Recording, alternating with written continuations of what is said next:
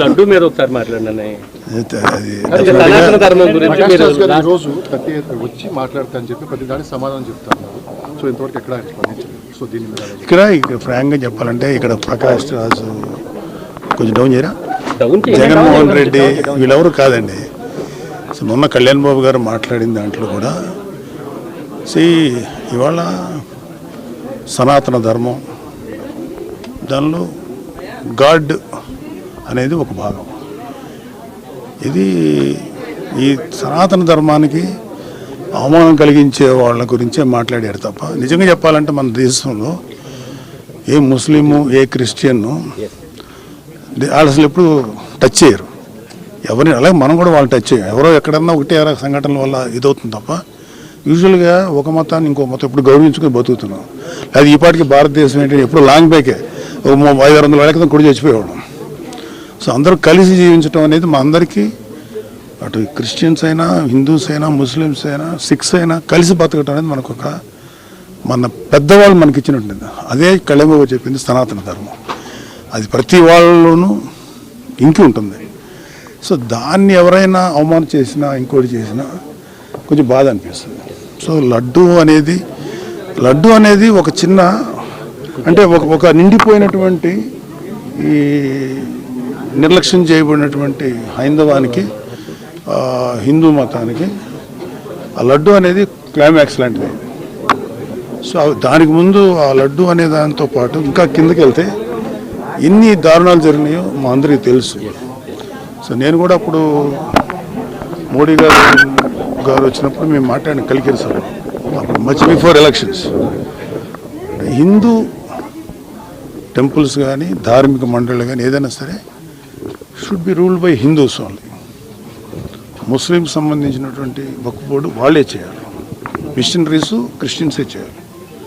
కానీ మనకేంటంటే because of government ఎవరైతే అధికారులు ఉన్నారో వాళ్ళు చేసేటువంటి నిర్ణయాల వల్ల కోట్లాది మంది హిందువులు అఫెండ్ అవుతున్నారు. అదే కళ్యాణ్ బాబు గారి బాధ. సో దాని మీద ఆయన వెలుగొచ్చారు. ఇక్కడ ప్రకాష్ రాజా జగన్మోహన్ రెడ్డి కాదు, it's a question of pseudo secularism. హిందువుల్లోనే ఉన్నటువంటి సూడో సెక్యులర్ మీద మేము అంటే కళ్యాణ్ బాబు గారు మాట్లాడారు. రియల్ సెక్యులర్ ఎవరంటే పవన్ కళ్యాణ్ గారు. లేకపోతే ఆయన అన్ని మతాలతోటి సఖ్యంగా సయోధ్యగా ఉంటారు. మదర్సాస్కి సపోర్ట్ ఇచ్చారు.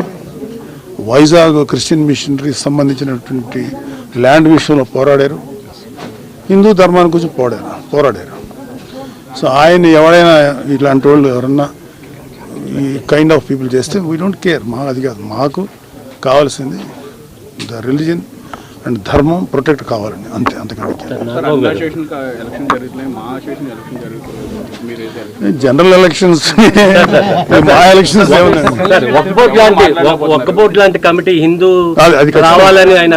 అది నేను ఫుల్ సపోర్ట్. ఆ విషయంలో హిందూ ధర్మ రక్షణ మండలి ఉండాలని చెప్పి కళ్యాణ్ బాబు గారు అడిగినది చాలా కరెక్ట్ అయిన విషయం. ఖచ్చితంగా ఉండాల్సిందే. తేలిపోయింది. తదుపరి చర్యలు ఎలా ఉంటాయి ప్రభుత్వం? Law will take its own course. చట్టం తన పని తాను చేసుకుపోతుంది. ఎవరు తప్పు చేశారో వాళ్ళందరూ బయటకు వస్తారు. సో ఈవెన్చువల్గా దానికి తగ్గ శిక్ష పడుతుంది. డిక్లరేషన్ మీద జగన్మోహన్ రెడ్డి గారు ఏం డిక్లరేషన్ మీద? దేవుడి మీద నమ్మకం ఉందని సంతకం పెట్టి వెళ్ళాలి. అలా ప్రతి చోట మక్కాలో కూడా మీకు ఎంత ఆనందం ఉందండి. నేను ఏదో మాట్లాడాలి. చాలా పర్సన్ మాకు దొరికారు, మేము తప్పేం లేదండి.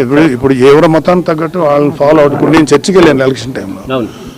నాకు అక్కడ జీసస్ క్రైస్ట్ని ప్రార్థించినప్పుడు నేను కూడా ప్రార్థించాను కదా. అలాగే మసీద్కి వెళ్ళాను ఎలక్షన్స్. వాళ్ళతో పాటు పెట్టుకున్నాం, వాళ్ళు ఫాలో అయ్యాం. పెట్టుకోమని వాళ్ళు ఒకరు ఉంటారు, వాళ్ళే వాటెవర్ వాళ్ళ ఆచారం ప్రకారం నేను ఫాలో అయ్యాను. So there is no wrong. Declaration సంతకం పెట్టడం అనేది చేసేసి ఉంటే గొడవ ఉండదు కదా. దేవుడితో చెలగాట వాడుతున్నారు చంద్రబాబు నాయుడు గారు, పవన్ కళ్యాణ్ గారు మాట్లాడుతున్నారు. రోజా గారు కావచ్చు, ఈ ఆలోచన